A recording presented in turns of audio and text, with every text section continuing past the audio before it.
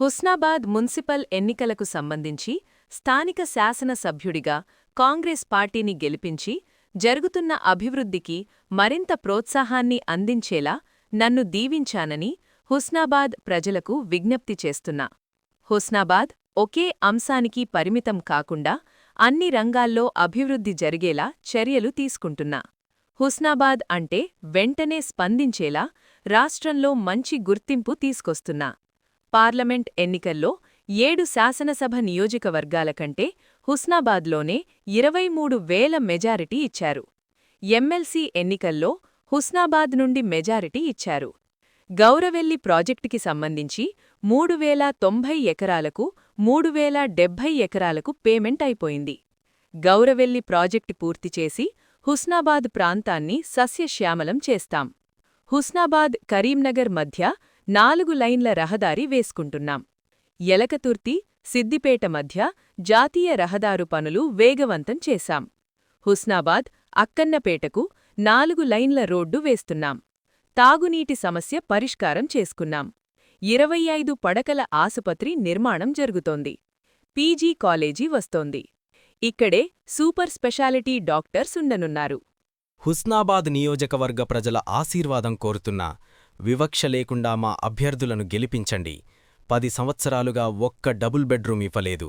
మేము నియోజకవర్గంలో 3,500 ఇందిరమ్మ ఇళ్లు వచ్చాయి. టౌన్లో 500 ఇందిరమ్మ ఇళ్లు ఇచ్చాం. 10 సంవత్సరాలుగా ఒక్క రేషన్ కార్డివ్వలేదు. మేము అర్హత ఉన్నవారందరికీ రేషన్ కార్డులిస్తున్నాం. ఇది ఎన్నికల కొరకు కాదు, నిరంతర ప్రక్రియ. దేశంలో 29 రాష్ట్రాలకు సన్నబియ్యం పంపిణీ ఒక్క తెలంగాణలోనే ఇస్తున్నాం.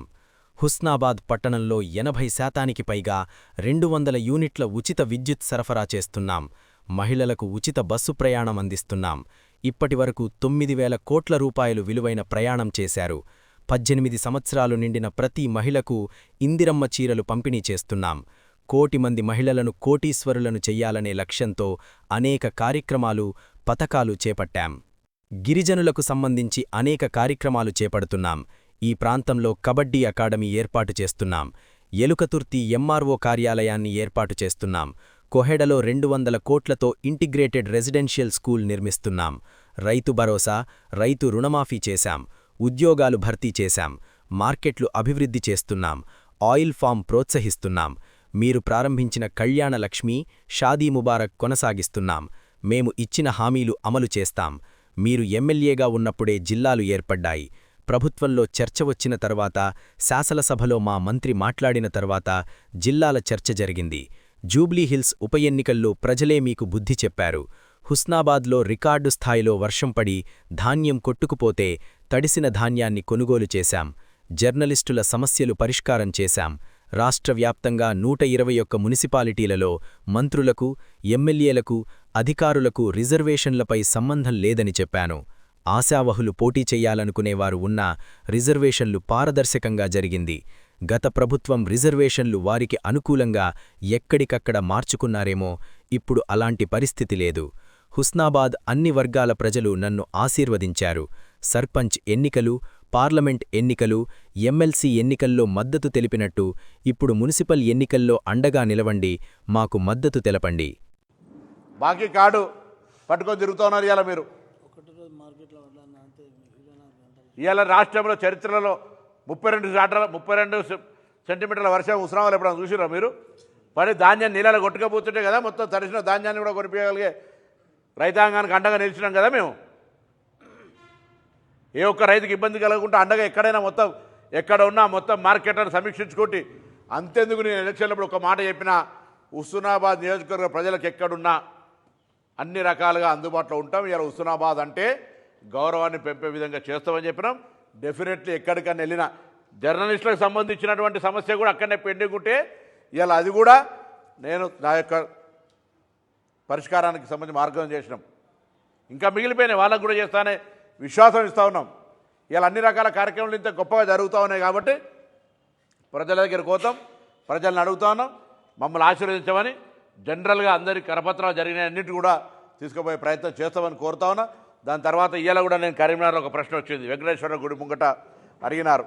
కొంత రిజర్వేషన్లకు సంబంధించిన అంశం మీద మాట్లాడి చెప్పిన, గుడి ముందరికే బయటకు వచ్చి మాట్లాడుతూ ఉన్నామని చెప్పిన.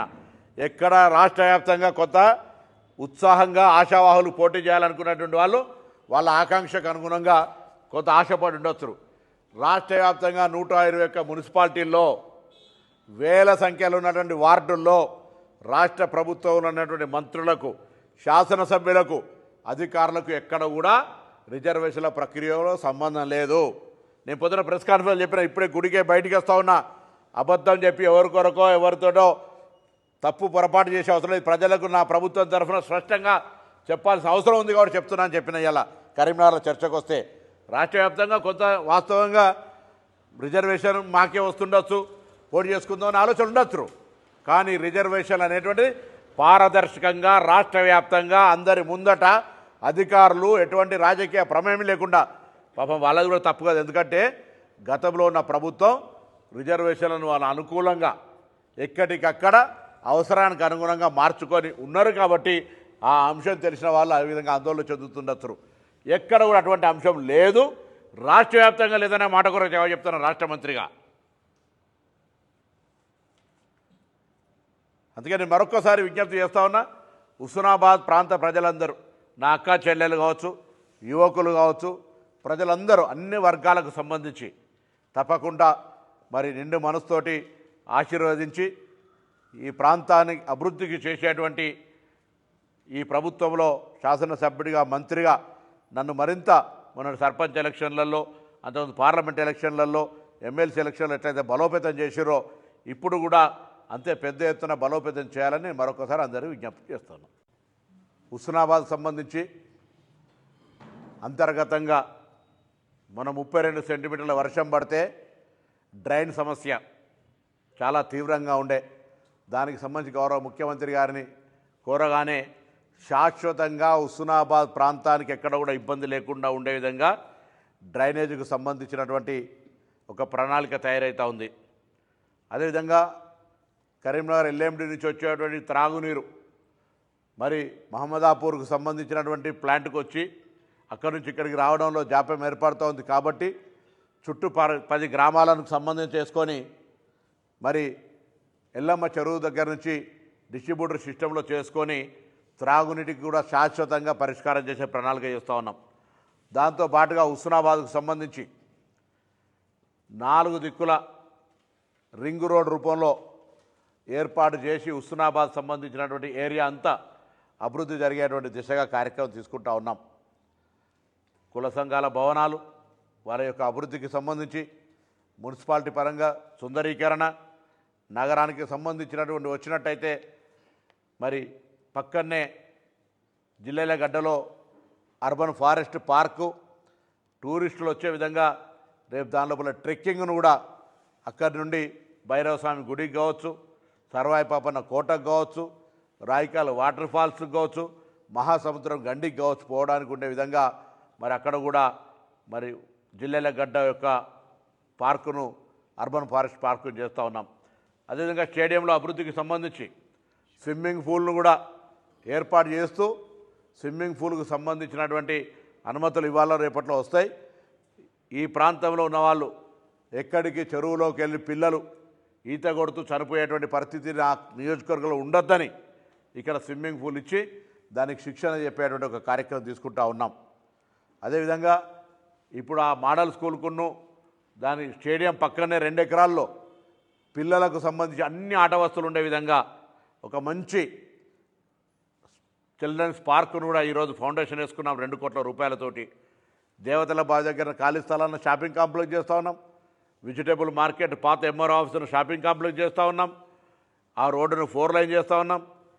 అదేవిధంగా హుస్నాబాద్లో ఉండబడేటువంటి షాపులకు సంబంధించి కొంత నా గతంలో మిషన్ భగీరథ కింద వాళ్ళకు కనెక్షన్ లేకున్నప్పటికీ కూడా కొంత వాళ్ళ పేర్లు నమోదైనటువంటి ఒక ఫిర్యాదు ఉంది.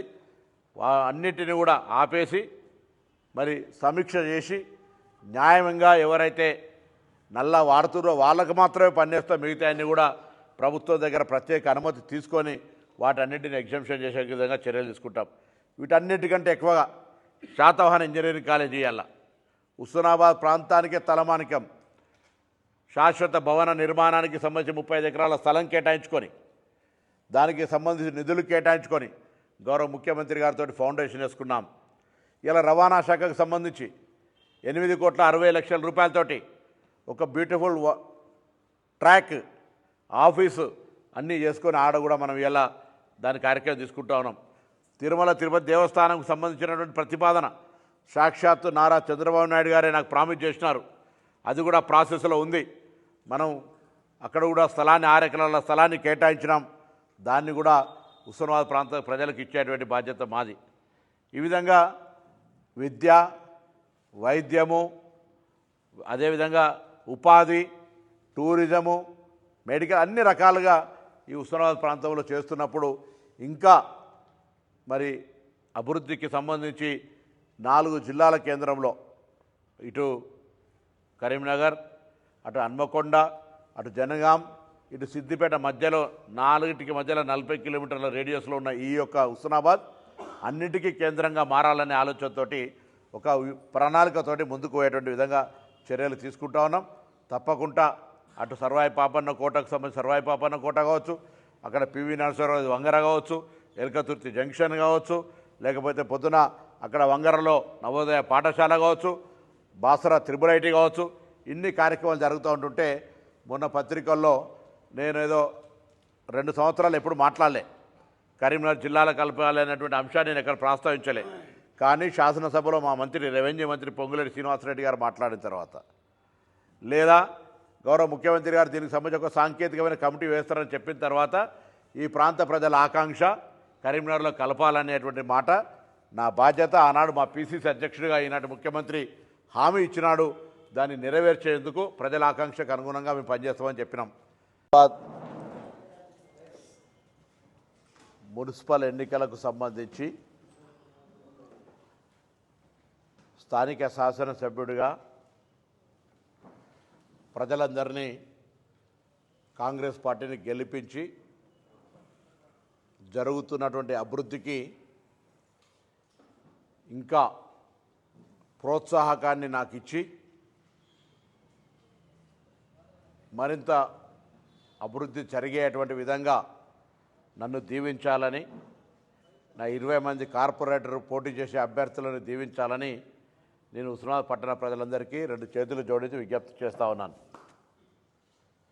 శాసనసభ్యుడిగా నన్ను గెలిపించిన తర్వాత నియోజకవర్గం మొత్తంగా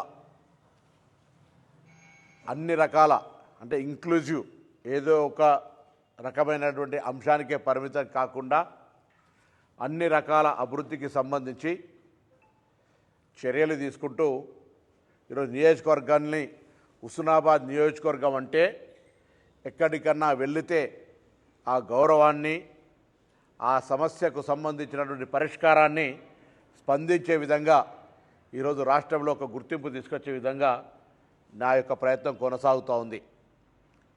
మొన్నటి స్థానిక సర్పంచ్ ఎన్నికల్లో ఆశీర్వదించి నా బలాన్ని పెంచినారు. అంతకుముందు ఎమ్మెల్సీ ఎన్నికల్లో కూడా సరే నియోజకవర్గ వారిగా ఓట్ల లెక్కింపు లేకపోయినప్పటికీ ఎమ్మెల్సీ ఎన్నికల్లో కూడా కార్యకర్తలు కష్టపడి పట్టభద్రులకు సంబంధించిన అన్ని ఓట్లల్లో మెజారిటీ ఓట్లుగా ఆశీర్వదించినారు.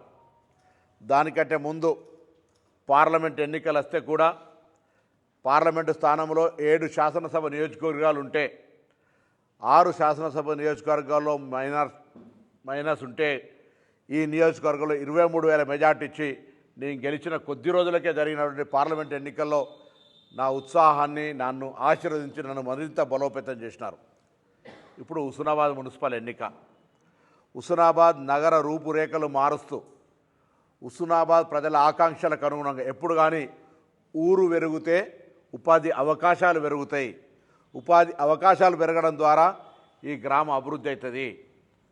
అందుకొరకు ఏ రంగాన్ని కూడా వదిలిపెట్టకుండా ముఖ్యంగా గౌరవెల్లి ప్రాజెక్టు నుంచి మొదలుకొంటే వాళ్ళు మొట్ల నేను వాళ్ళ గురించి ప్రస్తావించదలుచుకోలేని కొంతమంది నాయకులు గౌరవెల్లికి సంబంధించి వాస్తవంగా 3,990 ఎకరాల స్థల సేకరణకు సంబంధించి 3,970 ఎకరాల స్థల పైసలు తీసుకున్నారు. ఒక 20 ఎకరాలు మిగిలింది. అయినప్పటికీ కూడా అది సుప్రీంకోర్టులో రాష్ట్ర స్థాయిలో జరుగుతోంది. దానికి సంబంధించిన పేమెంట్ అంతా కూడా ప్రాజెక్టు కాలువలు దానికి దీనికి సంబంధించి కూడా కాలువ ప్రక్రియ కొనసాగుతుంది భూసేకరణకు సంబంధించి. దాంతో పాటుగా ఈరోజు హుస్నాబాద్ కరీంనగర్కు తొందరగా మనం చేరగలగాలి అనేటువంటి ఆలోచనతో అన్ని కార్యకలాపాలు హుస్నాబాద్ కరీంనగర్కి ఎక్కువ సంబంధం కాబట్టి 4 లైన్ల రహదారి మొదటి బిట్టు ప్లస్ రెండో బిట్టును కూడా మనం గౌరవ ముఖ్యమంత్రి గారు వచ్చిన ఫౌండేషన్ వేసుకున్నాం. దానికి కూడా టెండర్ ప్రక్రియ కొనసాగుతుంది. త్వరలో ఎంత వీలైనంత దాని కాల పరిమితిలో హుస్నాబాద్లో రోడ్ ఎక్కితే కొత్తపల్లి దగ్గర రాజీవ్ రహదారి టచ్ అయ్యి మనం కరీంనగర్ చేరే అవకాశం కలుగుతూ ఉంది. సరే, నాకంటే ముందే ఎన్హెచ్ ఎలకతిత్తూరు సిద్దిపేటకు సంబంధించి కూడా పనుల జాప్యం ఉంటే ఆ అన్ని అంశాలను పరిష్కరించి జాప్యాన్ని నివారించి వాళ్ళతోటి సమన్వయంగా చర్చించి ఆ రోడ్డు పనులను కూడా వేగవంతం చేయించినాం. అదేగాక ఇవాళ అక్కన్నపేట వరకు 10 కిలోమీటర్ల పొడుగుతా 4 లైన్ల రహదారికి శాంక్షన్ తీసుకున్నాం.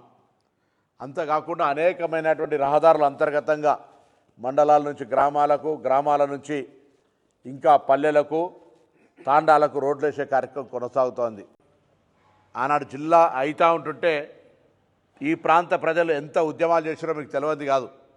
ఆనాడు ప్రేక్షక పాత్ర వహించి అంటున్న ఆయన శాసనసభ్యుడు ఆయనకు 2-3 నెలలకే అంటాడు. 2017లో జిల్లాలు ఏర్పడ్డాయి. 2014లో ఆయన గెలిచినాడు. ఇలా వారు ఆ విధంగా మాట్లాడితే మరి ప్రజల ఆకాంక్షను అవమానపరిచినట్ట లేదా తెలియకుండా మాట్లాడుతున్నారో తెలియదు పరిస్థితి. ఇలా నేను అడుగుతా ఉన్నా, మీరు సాక్షాత్ నాకు ఇంకేయాలి. సరే, నేను క్యాబినెట్ మంత్రిని, ముఖ్యమంత్రి గారి దగ్గరకు సంబంధించిన ఇష్యూలో నేను పార్టీ నాయకుడిగా ఉండొచ్చు. కానీ సాక్షాత్తు ఇలా హుస్నాబాద్ ప్రాంత ప్రజలందరికీ తెలుసు, ముఖ్యమంత్రి గారే మీ ఇంట్లో ఒక కుటుంబ పెద్దగా మీ ఇంట్లో వచ్చి ఉండేవాడు. హుస్నాబాద్ ప్రాంతానికి ఒక విద్యా సంస్థ, ఈ పాఠశాల ఎదురుగున్నటువంటి పాఠశాల యొక్క 75 సంవత్సరాల ఉత్సవాలు జరిగే సందర్భంలో కూడా ఈ ప్రాంత ప్రజలందరూ మా ప్రాంతానికి ఒక విద్యా సంస్థ కావాలని అడిగినారు. ఎప్పుడైనా తీసుకొచ్చిరా? డిగ్రీ కాలేజ్ సొంత భవనం కట్టుకొని 3 ఏళ్లే అందులోకి షిఫ్ట్ చేసేటువంటి ధైర్యం కూడా లేక తాత్కాలిక తరగతులు ఇక్కడ నడుపుతుంటే అక్కడ భవనం ఖరాబ్ అవుతుంటే కూడా ఎంత విషయం వచ్చినా ఇలా అక్కడ పిల్లలకు సంబంధించి ఇబ్బంది ఉన్నటువంటి రోడ్డును సీసీ రోడ్డు మార్చి ఇబ్బంది లేకుండా అక్కడ డిగ్రీ కాలేజ్ షిఫ్ట్ చేసినాం. ఇలా పాలిటెక్నిక్ కాలేజ్ షిఫ్ట్ చేస్తుంటూ ఏటీసీ మొన్ననే మరి టెస్ట్ మన ఇంప్రూవ్మెంట్ ఐటీఐకి సంబంధించిన అప్గ్రేడేషన్ చేస్తూ దాన్ని కూడా ఏటీసీ ఇక్కడ హుస్నాబాద్లో శాంక్షన్ చేసుకున్నాం. దాన్ని కూడా పనులు కాబోతూ ఉన్నాయి. ఈ విధంగా అన్ని కార్యక్రమాలను ఎక్కడ స్థలాలుంటే అక్కడ ఈరోజు ఒక ప్రతిపాదన చేసినాం. ఒక మార్కెట్ కమిటీకి సంబంధించి ఇక్కడ ఉన్నటువంటి మార్కెట్ యార్డ్ అంతా కూడా మునిగిపోతున్నప్పుడు కొత్తగా జిల్లాలగడ్డలో ఉన్నటువంటి హాస్టల్ పక్కన ఒక ప్రభుత్వ స్థలం ఉంది. అక్కడ ఆ స్థలాన్ని అంతా కూడా కొంత తీసుకొని మార్కెట్ యార్డ్ను చాలా పెద్ద ఎత్తున అభివృద్ధి చేయాలనే ఆలోచనతో చేస్తూ ఉన్నాం. స్టేడియానికి 20 ఎకరాల జాగా త్వరలో కేటాయించబోతున్నాం. దానికి సంబంధించి కూడా హుస్నాబాద్ రూపురేఖలు మార్చేటువంటి ఒక అంతర్జాతీయ స్థాయి స్టేడియం 20 ఎకరాల స్థలంలో హైదరాబాద్ క్రికెట్ అసోసియేషన్ ప్రామిస్ చేసింది. వాళ్ళు ఇక్కడ కట్టే విధంగా జరుగుతూ ఉంది. ఇవన్నీ నిరాటంక కొనసాగాలంటే నాకు ఉత్సాహం కావాలి, నాకు ఆశీర్వచనం కావాలి. నేను ఇంత పని చేస్తూ ఉన్నాం. నా సహచరులు అందరూ కూడా రేపు పొద్దున పార్టీ సర్వేల ప్రకారంగా అభ్యర్థుల ఎంపిక జరిగిన తర్వాత 20కి 20 మంది అభ్యర్థులను గెలిపియండి. గతంలో వాళ్ళు ఏం చేసిరో నేను చర్చ చేస్తలే. 10 సంవత్సరాల వాళ్ళ కాల పరిమితిలా, నా 2 సంవత్సరాల కాల పరిమితిలా మీరు ఒక్కసారి ఈ అభివృద్ధి మీద ప్రత్యక్షంగా చూస్తున్న వాళ్ళు. ఇవాళ నా నియోజకవర్గం మొత్తం అక్కా చెల్లెలకు ఆరోగ్యంగా ఉండాలని అందరికీ నేను మరి ఇలా ఒక స్టీల్ కిట్స్ ఇచ్చినాం. అంతేకాదు ఆరోగ్యపరంగా ఉండడానికి ప్రత్యేకించి హైదరాబాద్లో ఒక మనిషిని పెట్టి ఎవరికి ఇబ్బంది కలిగినా ఇవాళ నా తరఫున నేను ప్రత్యక్షించి శ్రద్ధ తీసుకుంటా ఉన్నాం. అంతేకాదు ఈరోజు కళ్యాణ లక్ష్మి షాదీ ముబారక్తో పాటుగా ఎక్కడ ఎవరికి అనారోగ్యమైనా మరి సీఎం రిలీఫ్ ఫండ్ చెక్కులే కాక వాళ్ళకు ప్రత్యక్షంగా అన్ని రకాల సహకారం చేసే ప్రయత్నం చేస్తూ ఉన్నాం. 7 మండలాలకు 7 మెడికల్ కాలేజీలను పెట్టి ప్రాథమిక ఆరోగ్య కేంద్ర సబ్ సెంటర్ వారిగా వైద్య పరీక్షల నిర్వహణ కార్యక్రమం ప్రారంభమైంది. 7 మండలాల్లో 7 మెడికల్ కాలేజీలు 7 మెడికల్ కాలేజీలు వాళ్ళే ఆ మండలానికి రావాలి. మెడికల్ సబ్ సెంటర్ వైజ్గా మరి వైద్య పరీక్షలు నిర్వహించాలి. ఇది వారి బాధ్యత. ఆ విధంగా ప్రభుత్వం నుంచి ఆర్డర్ తీసుకొచ్చినాం. ఈ విధంగా ఇన్ని కార్యక్రమాలు జరుగుతూ ఉన్నాయి. ఇన్ని కార్యక్రమాలు జరుగుతూ ఉన్నప్పుడు జరిగేటువంటి ఎన్నికల్లో ఎదుటి వాళ్ళు దుష్ప్రచారం చేసే ప్రయత్నం జరుగుతుండొచ్చు. నేను అడుగుతా ఉన్నా ఇలా వాళ్ళను, 10 సంవత్సరాల్లో మీరు ఏం చేసినారు? హుస్నాబాద్ నగర అభివృద్ధికి సంబంధించి ఏం చేసిండో ఒక్కసారి చెప్పంటాను. ఈరోజు హుస్నాబాద్ నగరానికి సంబంధించి ఫలానా విద్యా సంస్థను తీసుకొచ్చినాం, ఫలానా వైద్యానికి ఇలా పాలిటెక్నిక్ ఆనాడు కిరణ్ కుమార్ రెడ్డి గారు మా ప్రభుత్వం నాడు ప్రవీణ్ రెడ్డి ఎమ్మెల్యే నాడు ఇచ్చిందే. ఇలా రెవెన్యూ డివిజన్ కాంప్లెక్స్ ఆనాడు ఇచ్చిందే. తర్వాత మీరు వచ్చినప్పుడు కట్టి ఉండొచ్చు. ఇలా మున్సిపల్ మీరు ఇచ్చి ఉండొచ్చు. మున్సిపల్ కాంప్లెక్స్ ఆనాడు మున్సిపాలిటీ చేసిందే మేము. ఇలా రకరకాల కార్యక్రమాలు ఉండొచ్చు. తప్పకుండా అభివృద్ధి అనేది నిరంతర ప్రక్రియ. ఒకవేళ చేసి ఉంటే కూడా అది మీ బాధ్యత. ఇవాళ మేము చేస్తూ ఉన్నాం, రెట్టింపు ఉత్సాహంతో చేస్తూ ఉన్నాం. నేను తప్పకుండా హుస్నాబాద్ ప్రాంత ప్రజలందరి ఆశీర్వచనం కోరుతా ఉన్నాం. నియోజకవర్గాన్ని ఆదర్శవంతంగా తీర్చిదిద్దడానికి హుస్నాబాద్ నగర పాలక సంస్థ కార్యవర్గం మొత్తంగా కాంగ్రెస్ ఇవ్వండి. ప్రజలు ఎటువంటి వివక్ష లేకుండా మా అభ్యర్థులు గెలిపియండి. మీకు ఈ హుస్నాబాద్ నగరాన్ని మిగతా చుట్టుపక్కల నగరాలతో సమానంగా అభివృద్ధి చేసి చూపెట్టి అన్ని రకాల సమస్యలు పరిష్కరిస్తామనే మాట సందర్భంగా మనం చేస్తాను. సమస్యకు సంబంధించిన పరిష్కారం జరుగుతోంది. 250 పడకల ఆసుపత్రి, 6 అంతస్తులతోటి, పీజీ కోర్సులతోటి హుస్నాబాద్ చరిత్రకు పెద్ద వన్య తెచ్చే విధంగా ఈ ప్రాంత ప్రజల ఆరోగ్యానికి ఎక్కడ కూడా బయటికి పోయే అవసరం లేకుండా సూపర్ స్పెషాలిటీ డాక్టర్లతో, అంటే పీజీ కోర్స్ అంటే సూపర్ స్పెషాలిటీ, పీజీ కాలేజీతో సహా ఇక్కడ ఇలా మెడికల్ ఇన్ఫ్రాస్ట్రక్చర్ ఏర్పడతా ఉంది. అదేవిధంగా రేపు ఈ ప్రాంతం అంతా నీళ్లతోటి ఒక రైతాంగానికి వచ్చేటువంటి ఉత్పత్తులతోటి ఉండాలని చౌటపల్లి దగ్గర ఇండస్ట్రియల్ పార్కుకు సంబంధించిన ప్రక్రియ వేగవంతంగా వస్తూ ఉన్నాయి. దానికి సంబంధించినటువంటి పేమెంట్ అంతా కూడా జిల్లా కలెక్టర్ అకౌంట్లో జమ అయింది. వాళ్ళందరూ కూడా రైతులను పిలిచి వాళ్ళందరూ సంతోషంగా ఉండే విధంగా సెటిల్మెంట్ చేసి ఆ ప్రక్రియను కూడా వేగవంతం చేస్తాం. అదేవిధంగా ఇవాళ కోహెడలో ఇంటిగ్రేటెడ్ కాలేజ్, దాని తదుపరి ఇవాళ ఎల్లమ్మ చెరువుకు సంబంధించి మనం బతుకమ్మ ఆడినప్పుడు చూస్తే అన్ని పత్రికల్లో ఫ్రంట్ పేజ్ రాష్ట్రంలో తెలంగాణ మొత్తానికే మన దగ్గర బతుకమ్మ ఫోటోలు వచ్చినటువంటి పరిస్థితి ఇవాళ. దాన్ని ఇంకా సగం పనులు అయినాయి. పూర్తి అయిన తర్వాత ఎల్లమ్మ చెరువు అనేది ఒక పెద్ద ఆహ్లాదకరమైనటువంటి పర్యాటక కేంద్రం అది. అందుకే మల్లె చెట్టు నుంచి ఎల్లమ్మ చెట్టు దాకా దానికి కూడా 4 లైన్ల రహదారి చేస్తూ ఉన్నాం. అంతేగాక హుస్నాబాద్ పట్టణంలో ఉన్నటువంటి చిన్న చిన్న పారకమైనప్పటికీ కూడా బండ్ డెవలప్మెంట్తో పాటుగా పారకాలను స్ట్రీమ్లైన్ చేసే విధంగా కొత్త చెరువును 7,79,00,000తోటి, అదేవిధంగా పల్లె చెరువును, దాని తదుపరి ఎల్లమ్మ చెరువు కింద ఉన్నటువంటి పారకానికి సంబంధించి కూడా 2,70,00,000 రూపాయలతోటి మనం కార్యక్రమం తీసుకుంటా ఉన్నాం. ఇదిగాక అనేక కార్యక్రమాలు మనం ముందుకు తీసుకుపోయే విధంగా కొనసాగుతూ ఉంది. దయచేసి ఈరోజు జరుగుతున్నటువంటి పనుల్లో ఇంకా అనేకంగా తీసుకుపోయేటువంటి ప్రయత్నంలో భాగంగా మా ప్రణాళిక కొనసాగుతూ ఉంది. ఎవలాలు 10 సంవత్సరాల ఒక్క ఇందిరమ్మ ఇల్లు ఒక డబుల్ బెడ్రూమ్ ఇయ్యలే. మొత్తం నియోజకవర్గంలో 254 ఇండ్లు, అందులో దాదాపు 180-190 ముల్కనూరు కోర్టు కేసు ద్వారా ఇచ్చినాయి. ఇందిరమ్మ డబుల్ బెడ్రూములు ఇయ్యనటువంటి వాళ్ళు ఇవాళ ఈ టౌన్లోనే దాదాపు 500 డబుల్ ఇందిరమ్మ ఇల్లు ఇచ్చినాం. మొత్తం నియోజకవర్గంలో 3,500తో పాటుగా. అదేవిధంగా 10 సంవత్సరాలుగా ప్రజలందరూ చూసినారు, మీ అందరూ కూడా తెలుసు ప్రత్యక్షంగా, రేషన్ కార్డులు అనేటువంటిది ఒక మాట కూడా చెప్పులు అరగదట్టు తిరుగుతూ రేషన్ కార్డు రాలే. ఇవాళ ఇప్పుడు కూడా ఈ వేదిక మీద నేను చెప్తా ఉన్నాం, ఎవరికైనా అర్హత ఉండి రేషన్ కార్డు రాకపోతే హుస్నాబాద్ కాదు తెలంగాణ మొత్తంలో ఒక మంత్రిగా ప్రభుత్వ ప్రతినిధిగా చెప్తా ఉన్నా, ఎవరైనా రేషన్ కార్డు ఎన్నికల కొరకో ఇంకో సందర్భం కొరకు కాదు, సంవత్సరం పొడుగుతున్న అర్హత కలిగిన వాళ్ళు రేషన్ కార్డుకి అప్లై చేసుకుంటే రేషన్ కార్డులు ఇచ్చే బాధ్యత మాది. దేశంలో 29 రాష్ట్రాలు ఉన్నాయి. సన్న బియ్యం ఒక తెలంగాణలో ఇస్తున్నాం, ప్రజలు తినగలిగేటువంటిది. ఇవాళ ఈ ప్రభుత్వంకు మీ ఆశీర్వచనం అవసరం ఉంది. సన్న బియ్యాన్ని ఇస్తూ ఉన్నాం. 200 యూనిట్ల కరెంటు ఫ్రీ. హుస్నాబాద్ పట్టణంలో కూడా 80% పైన ఇలా 200 యూనిట్లు ఒక వ్యాపార వర్గాలకు సంబంధించినటువంటి లేదా కొంత లగ్జరీ తప్ప అందరూ కూడా 200 యూనిట్ల కరెంటు లోపల ఉచిత విద్యుత్ తీసుకుంటా ఉన్నారు.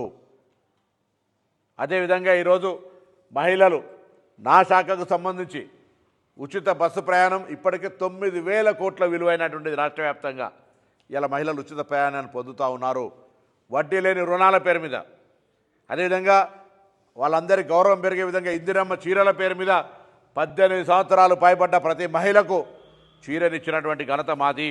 ఆనాటి చీరలు బెదురుకు కట్టుకున్నటువంటి పరిస్థితి అయితే ఇలా సింగిల్ కాంప్లైంట్ లేకుండా, ఒక్క ఫిర్యాదు లేకుండా నా అక్క చెల్లెళ్ళు ఇలా ఇది కాంగ్రెస్ చీర, రేవంత్ రెడ్డి గారి చీర, పొన్నం ప్రభాకర్ గారు ఇచ్చిన చీర, కాంగ్రెస్ పార్టీ ఇచ్చిన చీర అని కట్టుకొని ఇలా సంతోషంగా వాళ్ళు ముందుకు పోతున్నటువంటి పరిస్థితి.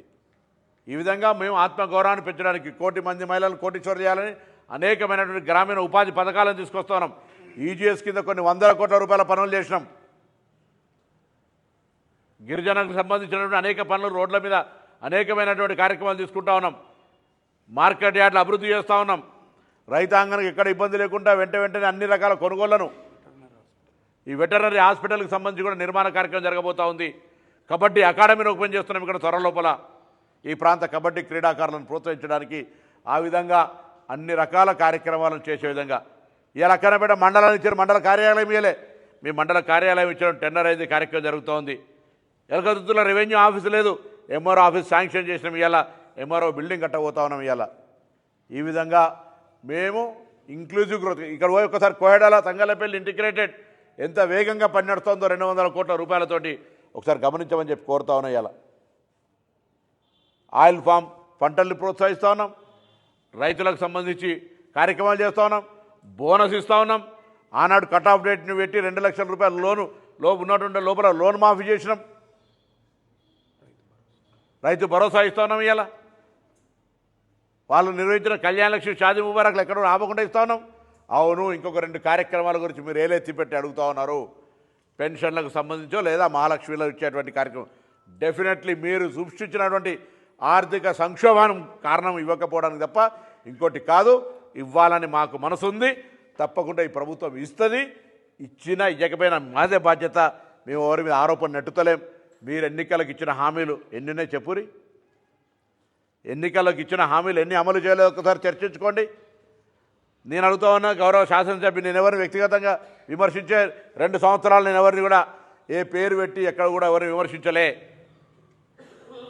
ఇలా వాళ్ళు అడుగుతూ ఉన్నారు జిల్లాకు సంబంధించి నాకేం మతి లేదు, నాకు జ్ఞాపక శక్తి లేదు ఏమన్నారు ఆయన అన్నాడు. నన్ను జ్ఞాపశక్తి లేదు, జిల్లాలు ఎప్పుడైనా కూడా తెలియదని అన్నట్టున్నాడు. నేనంటే 2017లో అయిపోయి నీకు జ్ఞాపకం లేకపోతే నేనేం చేయాలి? జిల్లాలు ఎప్పుడైనాయి? 7వ నెల 2017లో ఏర్పడ్డాయి. 2014లో మీరు ఎమ్మెల్యే గెలిచారు.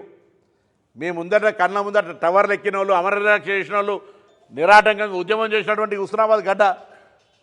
దానికి అనుగుణంగా ప్రభుత్వం నిర్ణయం చేస్తే సాంకేతికంగా పొలిమేరలు హద్దులు కలపాల్సి వస్తే ఈ ప్రాంత ప్రజలంతా కరిమేరలో కలపాలనుకుంటారు. అప్పుడు నా బాధ్యత, ఆనాడు మేము పిసిసి అధ్యక్షుడిగా ప్రామిస్ చేసినాం, అది నెరవేర్చేది మా బాధ్యత.